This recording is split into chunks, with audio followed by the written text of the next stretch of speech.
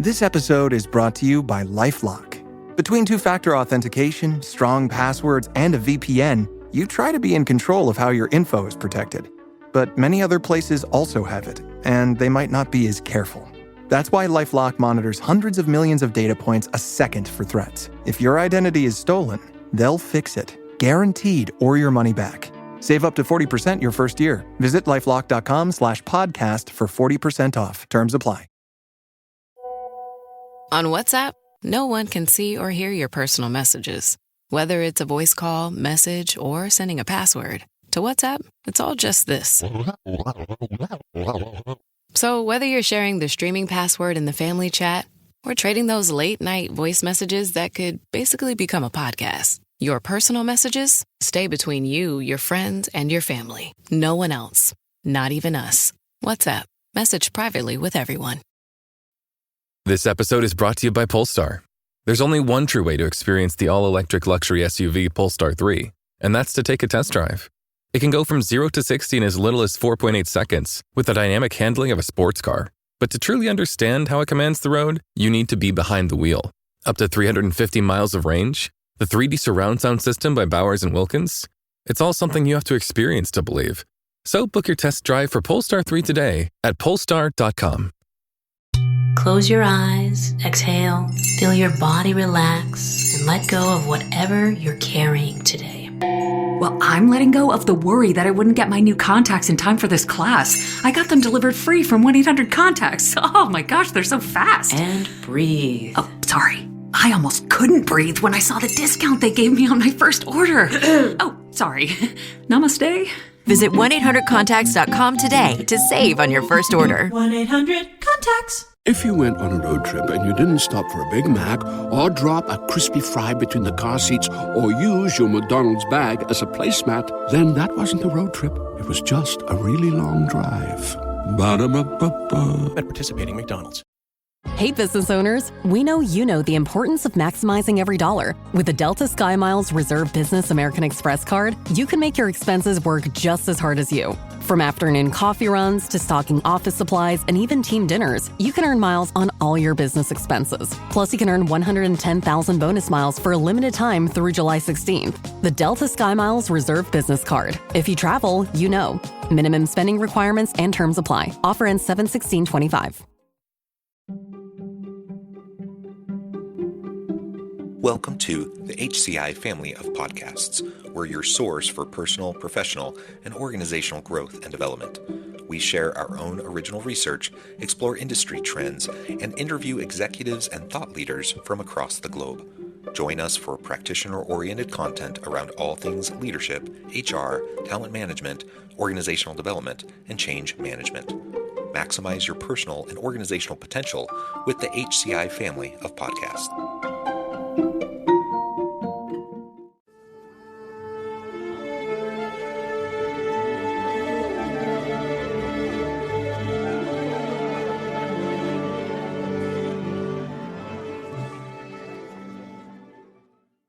Brook Borup, welcome to the conversation today. Thanks for having me, John. It is a pleasure to be with you. You're joining us from Tampa. I'm south of Salt Lake City in Utah.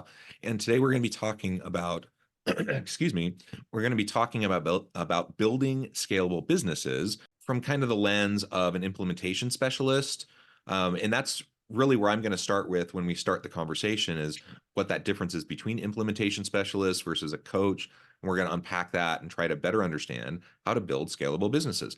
As we get started, I wanted to share Brook's bio with everybody. When it comes to automation and delegation for small businesses, no one does it better than Brook Borup, driven by the desire to see small business owners spend time away from their business doing what they love. Brook has developed systems and methodologies to help countless business owners around the world do more of what they love. Whether it's growing your business by passively attracting leads or creating automation sequences to spend less time on marketing, Brook has a back-end tool to get your business moving in the right direction. And there's a lot more I could say about Brook, but I'm going to pause there. Brook, anything you would like to highlight by way of your background or personal context before we dive on in? No, I've been doing this for just over 10 years now. With over 700 small businesses in 9 different time zones. And our goal is just to make sure that business owners can do what they do love what they do, and eventually be able to exit what they do and hopefully make some money on the other end. So that's scalable, exitable, all of those things. And that's what we focus on. Very, very good. All right. So let's start then with that first question I teased around the difference between implementation specialist and coach. What is your approach? How would you define those differently? Why is that distinction important, et cetera? Sure. So if you are a business owner listening to this and you have a coach, amazing. That coach works with you on strategy, on goal setting, on accountability, and all of the things that you would typically work with a coach on. The difference is that coaches don't necessarily do, right? So they're going to give you a list of things that you need to go do. You need to have a website. You need to use automation. You need to learn how to use LinkedIn. They might even give you some strategy on how to do those things, but they're not going to do it for you or with you or teach you how to do it. And so that's the hole that I fill. I come in understanding business. I understand how to scale. I understand how to grow, and I understand how to exit. So my goal is to take the strategy that you build with your coach and actually make it happen so that we can start moving things along, so you can have different strategies a year from now, 3 years from now, 5 years from now. And you've mentioned it a couple times. So maybe we can double click and zoom in on that a little bit, but you've talked about the exit. And I know for many entrepreneurs, that is the goal. Like you start this venture, you have a great idea, product or service, whatever. You start. With a Venmo debit card, you can Venmo more than just your friends. You can use your balance in so many ways. You can Venmo everything. Need gas? You can Venmo this. How about snacks? You can Venmo that. Your favorite band's merch? You can Venmo this. Or their next show? You can Venmo that. Visit Venmo.me/debit to learn more. You can Venmo this, or you can Venmo that. You can Venmo this, or you can Venmo that. You can Venmo. The Venmo MasterCard is issued by the Bancorp Bank N.A. pursuant to license by MasterCard International Incorporated. Card may be used everywhere MasterCard is accepted. Venmo purchase restrictions apply. This episode is brought to you by State Farm. Knowing you could be saving money for the things you really want, like that dream house or ride, is a great feeling. That's why the State Farm Personal Price Plan can help you save when you choose to bundle home and auto. Bundling, just another way to save with the Personal Price Plan. Prices are based on rating plans that vary by state. Coverage options are selected by the customer. Availability, amount of discounts and savings, and eligibility vary by state.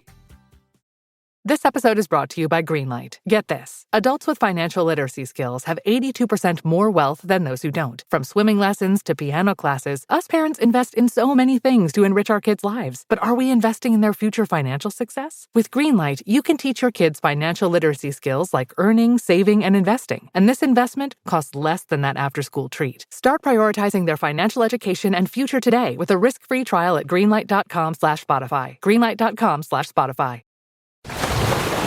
Brace the rudders! Raise the sails! Raise the sails!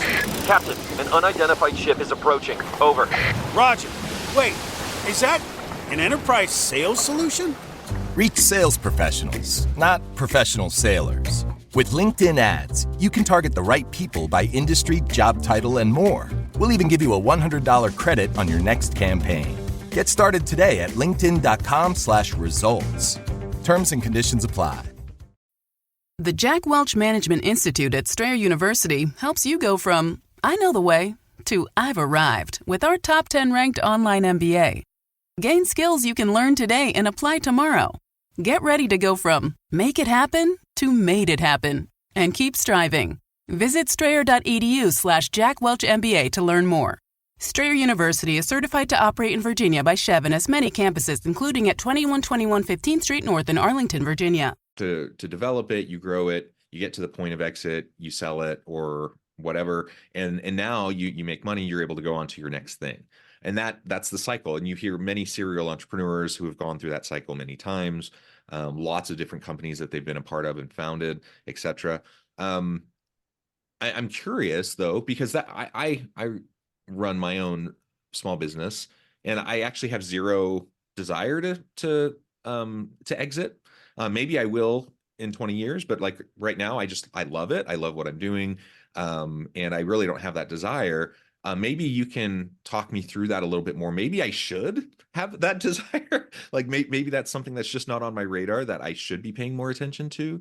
And maybe there's others who are watching or listening who feel the same way. Sure. So, scaling a business and exiting a business are the exact same process. So if you actually work to install systems and processes to scale your business, then your business is more valuable when you decide you want to get out. So now I'm the same way, right? I don't think that I am ever going to exit my business. However, if I got hit by a bus tomorrow, my clients are taken care of, my staff is taken care of, my family doesn't have to deal with all of this because it's all taken care of already. Like we have pieces in place for that. Now, if I get to the point where I want to retire or I want to step back, I want to essentially clone myself and be able to step back and not do as many hours in the business, that is also an exit strategy. Selling your business, succeeding your business to a family member, a key employee, or a child is also an exit strategy. So you should always have an exit in mind. You know, just like you did when you worked in corporate America, because we all at one point worked in corporate America, and we're like, what are we going to do when we leave here? Or what's my next thing? Right. And so your next thing may be another business, like your serial entrepreneurs that you were talking about. But for most small businesses, we're doing what we're doing because we're really good at it and we were taken advantage of in corporate America. Right? That's where I come from. That's where most of us come from. You know, we hated working for someone else. So we said, instead of working 40 hours a week for someone else, we're going to work 90 hours a week for ourselves. That's what we did. Right? But we can't always keep that up, or we don't want to. How many of you out there have small children and your spouse is not an entrepreneur and they're like, why are you working so much? Yeah. Right? All of those things. So building a scalable business doesn't mean working more. It means doing things more efficiently and understanding who you would hire if you could work more, right? If you had more work to do. So if you are one of those people that are always running out of time, there's never enough time in the day, you want to have more clients because you want to have more money, yet you have no idea how you would service those clients. This scaling process is all about knowing what you need to do as your superpower, and then understanding what other jobs you could hire. I'm not telling you you have to, but what other jobs you could hire so that we put systems in place to know what that job role entails, to know what the training is for that job role, and all of that. We do it during scaling.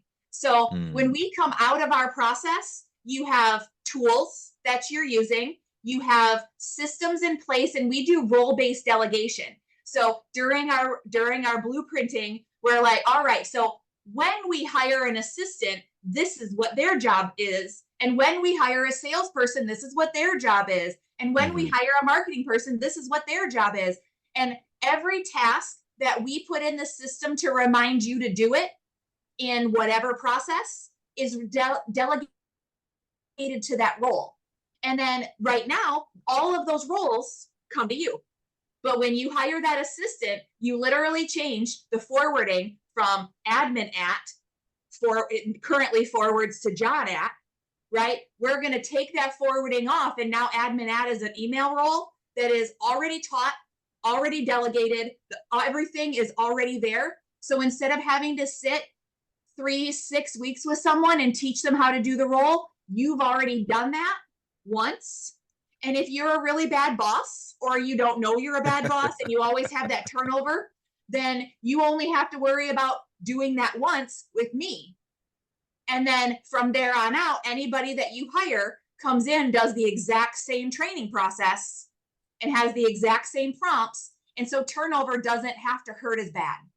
Now, we do want to make you better managers and better leaders, but we understand that that's not always a goal. So we do our best to help your future people succeed with you.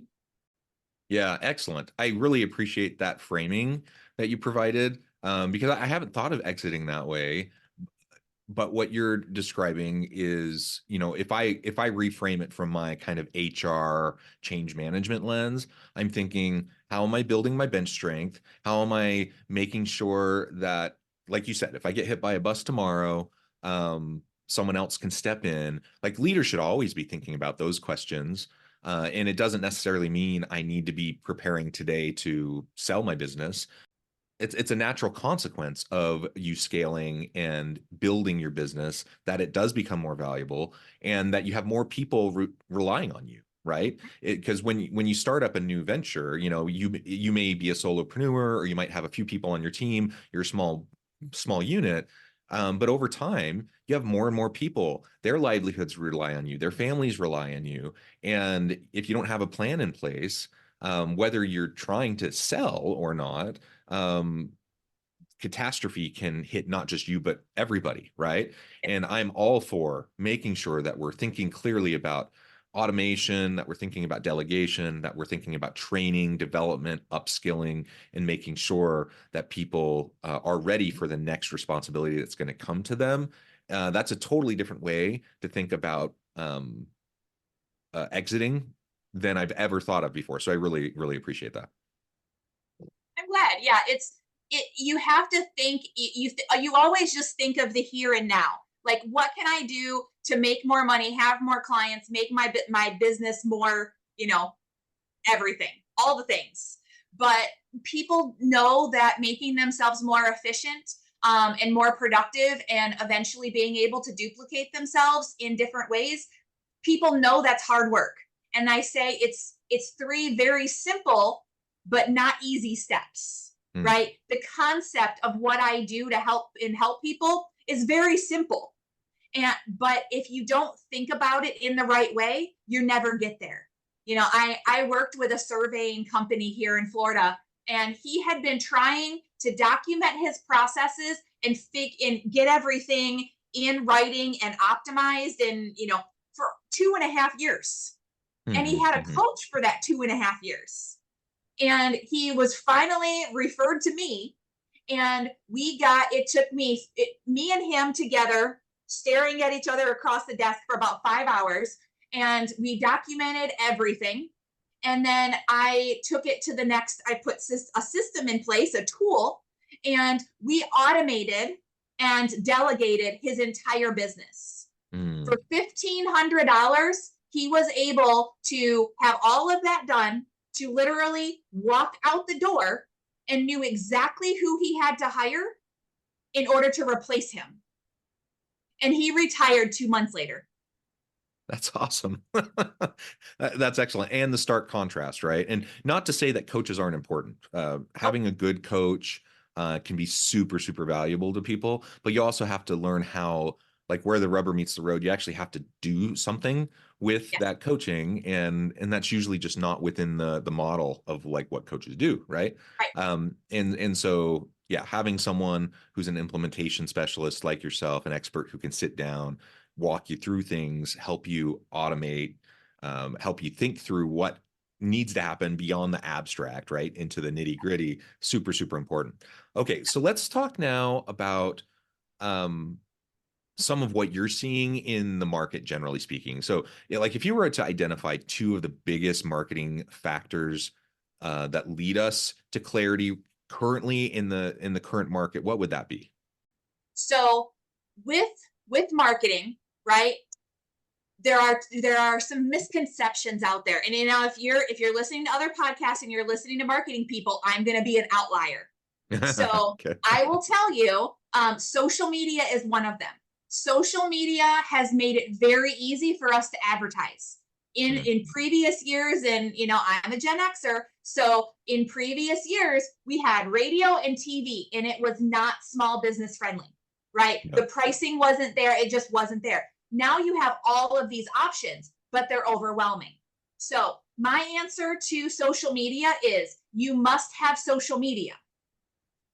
You must be posting on a consistent basis, but it doesn't have to be you. And you don't have to pay $2,500 a month to somebody to do it. You do it once, you put it in a tool, and you set it and forget it, and let your social media just do its thing. No one is ever going to buy off an organic social media posts. Not going to happen. However, when somebody says, hey, you should go talk to Brooke, what's the first thing that person is going to do? They're going to go to their preferred social media and look you up to see if you're legit. Okay? So if you're not posting, if you don't have stuff out there, then you are not legit in today's world. So they think that you're either old school or you're not going to have any good stuff for them because you're not doing what needs to be done. That is my number one misconception with people in marketing. Number two, and if this is for everybody out there, networking, talking to people, and knowing where your people are hanging out is the number one thing that everybody should know. It doesn't matter whether you've been in business for 2 days, 2 years, or 2 decades.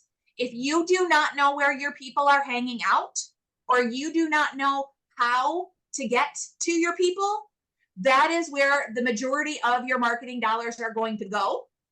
And you have to get there. So the only way you're ever going to have a good ROI on your marketing dollars is if you have already done the crap work to figure out what works. No, I appreciate that. There's no magic bullet is what I'm hearing you say. And social media is great. It levels the playing field. It kind of democratizes marketing for small businesses is part of what I'm hearing you say. I was having a conversation with somebody just a couple weeks ago, and we were talking about different social channels. And I was kind of making the same point as you. I'm like, it depends on who your audience is, first of all, who you're trying to sell to. And different people are on different channels, right? And I was making the case for TikTok. I was like, TikTok has become a tremendous learning platform for people. So we typically think of it as a younger generation tool, but more and more it's being used across generations, and more and more it's being used, for learning and development. Like literally people go there for their news, they go there to learn about stuff, etc. It's not just people dancing and doing funny things, right? And the response was, well, no, we're not going to do TikTok because that would require us to hire someone full time in order to do it effectively. And I'm just thinking, no, like I'm not the greatest social media person, but I'm on all the main channels and I post consistently and I post, I think, compelling content. And I cross post like different nuggets and material on all the different channels. I have good engagement, and I spend, I don't know, maybe half an hour at the most a day, like probably more like 10 minutes a day doing it. And so I honestly, I couldn't even wrap my head around where they were coming from. They literally thought they would have to hire a full-time person to do that. And so just having a little bit more understanding around these tools, how they can be more automated, and then leveraged. And you don't have to throw a huge budget at like boosting every post or anything like that, but just being consistent to show your legitimacy, show where people are at. Super, super important. Yeah. Consistency is key when it comes to marketing. Because like in every relationship, because marketing is always referred to as a relationship, right? So no one is going to marry you when they first meet you, right? Or when they first see you across the room at the grocery store, i.e. TikTok. It's not like they're going to sit there and buy from you. But if they keep seeing you consistently, which is what these algorithms do, the longer you watch something, the more consistently it happens. I had a meeting with a functional medicine doctor 2 days ago, and now all I see is functional medicine ads, right? All over the place. But that's the way the algorithm works, is it serves people what it is they want to see. So the longer you spend watching certain things, the more of those things you're going to see. That's the way it works. Now, social media and any marketing for somebody who does not have a marketing brain is very difficult. You have to have some creativity. You have to figure out what your level, what your brand is, what your level of professionalism is, and all of that. And all of those things come with dollars attached. So if you are a small business owner and you want to compete with Coca-Cola, guess what? Probably looking at Coca-Cola money, right? That's probably not going to be the place where you're going to want to go unless you're doing Coca-Cola money in gross sales, right? So do you need to be perfect? Absolutely not. To your example there of having to have a full-time person, some people don't have a plan. And I would say the majority of people do not have a plan. The plan, just like a coach, is, I would say, the most expensive part, because you have to figure out what your goals are. You have to figure out where your goals can be achieved. And then you have to play the long game.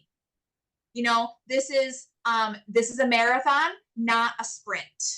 And so if you don't have a plan and you don't have consistency in your marathon, you're not going to win.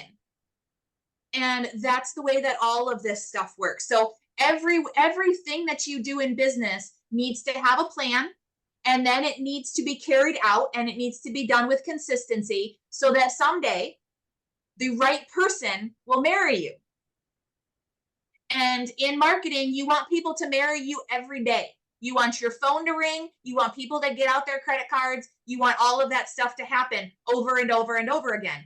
We know how hard dating and marriage is, right? Marketing is no different. It takes a long time to find the right people to pay you the right money to do what it is that you do and to stay around forever and tell all their friends. And that's why the staying around forever and telling all their friends is my specialty, right? That's the operations piece of your business, and making sure that you not only do what you do, but you make everybody that you do it for feel loved, right? And cared for enough that they will go and shout your name from the rooftops. That is where I love to live, because we can do marketing. We can throw dollars at it. We can, figure out how to get that consistency happening. But if you don't have enough time to answer your phone, if you don't have enough time to return an email, if you don't have enough time to put a proposal together or do the work, then you will never have shouting from the rooftops. I want every single one of those marriages to move into, I want you, I want you, I want you, I want you. So that you can get to a point in your business where you don't have to spend marketing dollars because everybody's doing that for you for free. That's the ultimate goal behind every business, and being able to do it at a consistency that makes your business grow. Yeah, I love it. Well, Brooke, this has just been a really eye-opening conversation for me. I know at the time I need to let you go here in just a minute, but before we wrap up, I wanted to give you a chance to share with the audience how they can connect with you, find out more about your work, your team, and then give us the final word on the topic for today. Sure. So you can find me everywhere. If you search for Brook Borup, if you search for my clone solution, which is my company name, you will find everything everywhere. The top two things are going to be my LinkedIn and my business website. So check me out. Feel free to get a hold of me. I have a free 22-minute Ask Anything call where you literally get on with me and say, Brooke, I'm having an issue, and I will likely solve that issue on that call for you. In most cases, I can do that.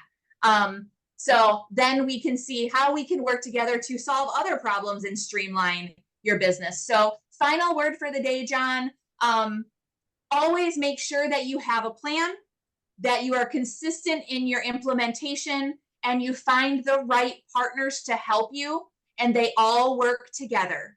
No one needs to work in a silo in today's world, and no one should work in a silo, because you are always going to be the linchpin as the business owner, and there's always going to be conflict, and you won't know how to deal with it. I love it. Brooke, thank you so much. It's been a real pleasure. I encourage the audience to reach out, get connected, find out more about what Brooke can do for you. And as always, I hope everyone can stay healthy and safe, that you can find meaning and purpose at work each and every day. And I hope you all have a great week.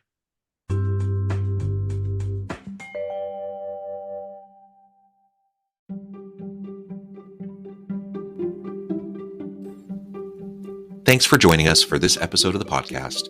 We hope you stay healthy and safe, and please join us again soon.